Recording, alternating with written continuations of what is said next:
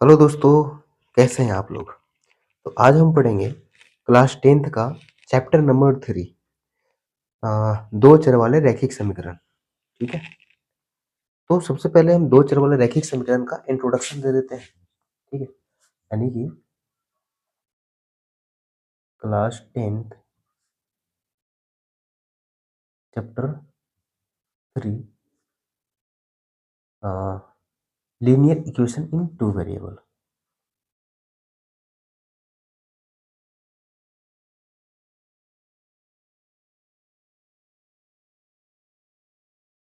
ठीक है?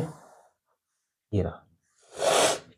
अब इसमें क्या है कि linear equation in two variable में सबसे पहले हम इस इक्वेशन के बारे में बात करें कि linear equation in two variable होता क्या है।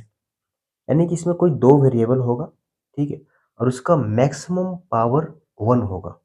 ठीक है, सबसे पहले मैं इसको मैं लिख देता हूँ कि linear equation in two variable का फॉर्म क्या होता है, स्टैंडर्ड फॉर्म। स्टैंडर्ड फॉर्म हो जाएगा A X plus B Y plus C is equal to 0। ठीक है, ये हमारा हो गया linear equation in two variable. इसमें क्या क्या है, तो एक्स कॉमा वाई एक वेरिएबल है, तो हिंदी में चर बोलते हैं, और ए बी एंड सी एक कांस्टेंट है।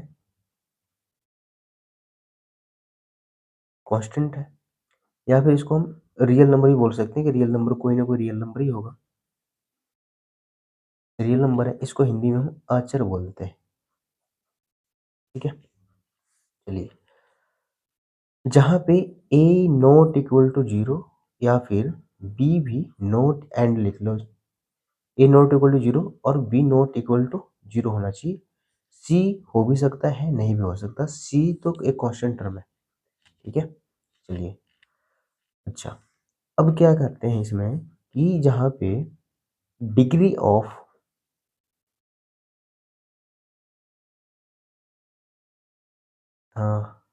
एक्स कॉमा वाई, क्योंकि वेरिएबल तो यही है ना, तो वेरिएबल का डिग्री ऑलवेज 1 होगा। ऑलवेज 1 होगा। ठीक है, चलिए, अब हम एक इक्वेशन लिख के दिखा देता हूँ यहाँ पे। जैसे मान के चलते कि 4x प्लस का 5y इज इक्वल टू 20। ठीक है, ये क्या है, लीनियर इक्वेशन है, और एक लीनियर इक्वेशन से कितना सॉल्यूशन निकल पाएगा, यानी कि उसकी कितनी वैल्यू निकल पाएगी, कि कितना सॉल्यूशन होगा एक इक्वेशन का।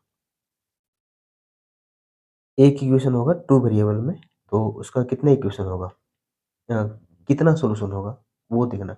इसका इनफिनिट सॉल्यूशन होगा, मेनी सॉल्यूशन।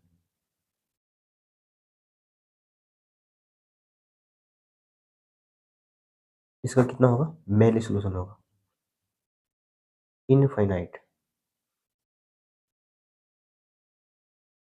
Many solution. ठीक है, अच्छा, अगर मैं यहाँ पे प्रूव करके दिखाऊं तो 4x+5y है इज इक्वल टू 20 है। यहाँ पे हम बना लेते हैं x और y।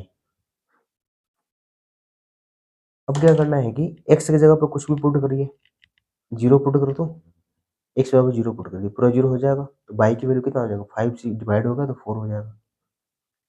अगर मैं x की जगह पे 1 पुट कर दूं, ये 1 घट जाएगा तो क्या हो जाएगा, 16, 16/5 हो जाएगा। x की जगह पे मैं 2 पुट कर दूं, 8 हो जाएगा, घट जाएगा, 12/5 हो जाएगा। देख रहे हैं कि x की वैल्यू जब बदल रहा है तो हर बार y की वैल्यू भी बदल रहा है, यानी कि जितना हम अलग अलग x की वैल्यू पुट करेंगे y की वैल्यू उतना ही अलग अलग आएगा। यानी कि इसका इनफिनाइट मेनी सॉल्यूशन होगा एक इक्वेशन का। अगर दो इक्वेशन है, ठीक है, तब उससे कोई फिक्स इक्वेशन, मतलब कि कुछ भी फिक्स वैल्यू निकलेगा। ठीक है, अब देखिए, अब दो इक्वेशन है वो किस टाइप का है, उस पर भी डिपेंड करेगा कि उसका कुछ न कुछ वैल्यू निकलेगा, कि बिल्कुल ही नहीं निकलेगा, कि बहुत सारे उसका भी सोल्यूशन निकलेगा। ठीक है, ये हम बताएंगे नेक्स्ट में। आज सिर्फ बस यही इंट्रोडक्शन है। अब देखिए, एक इक्वेशन से एक स्ट्रेट लाइन ड्रॉ होता है, दो इक्वेशन से दो स्ट्रेट लाइन ड्रॉ होगा। 3 इक्वेशन से 3 स्ट्रेट लाइन ड्रॉ होगा, ठीक है, लीनियर इक्वेशन से, ठीक है। तो देखिए मान के चलते हैं कि 2 इक्वेशन हमारे पास था या 2 इक्वेशन मेरे पास है, तो उससे 2 इक्वेशन बनेंगे, तो 2 लाइन भी ड्रॉ होगा। जब 2 लाइन ड्रॉ होगा, तो जब हम कार्टेशियन प्लेन पर इसे ड्रॉ करेंगे, जब 2 लाइनें आपस में कहीं पे कट रहा है, मान के चलिए ऐसे कट गया, तो ये जिस पॉइंट पे कटेगा, इस पॉइंट पे इस पॉइंट का कुछ ना कुछ तो नाम होगा, एक्स, वाई के फॉर्म में होगा, ठीक है।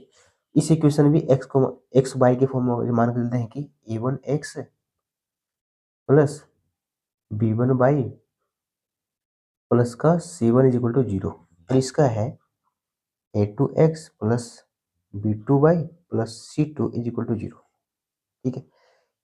इस इक्वेशन से ये वाली एक लाइन फॉर्म हुआ और इस इक्वेशन से ये वाली लाइन फॉर्म हुआ, ये दोनों जाके यहाँ पे इंटरसेक्ट कर गया। अभी जिस पॉइंट पे कटा है, तो उस पॉइंट का कुछ ना कुछ तो नाम होगा, एक्स और वाई के फॉर्म में आ गया। तो मान के चलते हैं कि एक्स और वाई की जो भी यहाँ पे पॉइंट का नाम होगा, वही एक्स का वैल्यू हो जाएगा, इसकी वैल्यू होगी, और वाई वाला वाई की वैल्यू होगा। बात समझ में आया, ठीक है। तो आज बस इतना ही, फिर हम मिलते हैं नेक्स्ट वीडियो में जो कि 3.1 है, और उसमें हम अच्छे से समझाएंगे, समझाने की कोशिश करेंगे। कृपया उसका दूसरा पार्ट यानी कि वो वाली पार्ट देखना ना भूलें, ठीक है। और वीडियो पसंद आए तो लाइक कीजिए, सब्सक्राइब कीजिए, ठीक है। चलिए आज की इतना ही, धन्यवाद।